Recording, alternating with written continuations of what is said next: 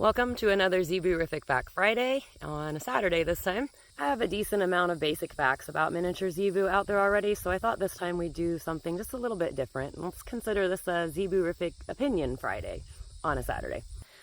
I've seen a lot of comments on a lot of my facts videos of people interested in the miniature Zebu breed, and I would just suggest that anyone who's seriously interested about them, do your own research, figure out if they'll work for you and your setup and your farm. We all have different needs and different wants, and miniature Zebu aren't for everyone, even though I'd like to think that they are. They are definitely a get what you give kind of breed. If you're gonna turn them out and only see them once or twice a month, you're probably gonna have a little more of a wild Zebu. If you want to put a little time into them, 10-15 minutes a day when they're young, you can have a pretty nice little herd that you can go out and catch and brush and do things with. If you spend a little bit of time with them, they will give back to you. If you don't, they're probably not going to.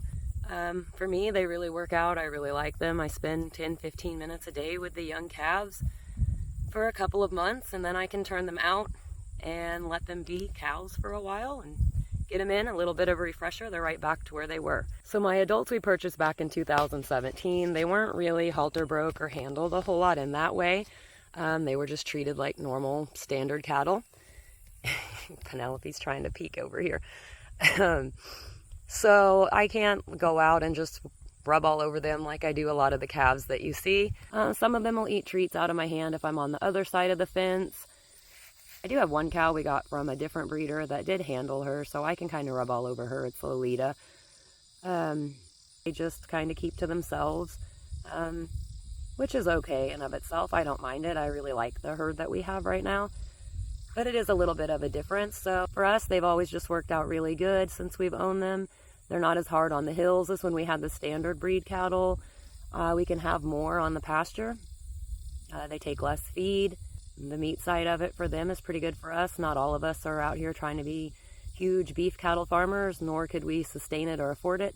So having the smaller cattle and a more manageable size of meat when we do process one just works out really nice for us, and it can for a lot of other people too. It just depends on what you're looking for. I didn't really have a plan or anything for today's video, so I just thought I'd come out here and yap about cows a little bit, so I hope this works for everyone. I'm always happy to answer any questions that I can about miniature Zebu, and if I don't know the answer, I can usually point you in the direction of someone who does. Thanks for watching.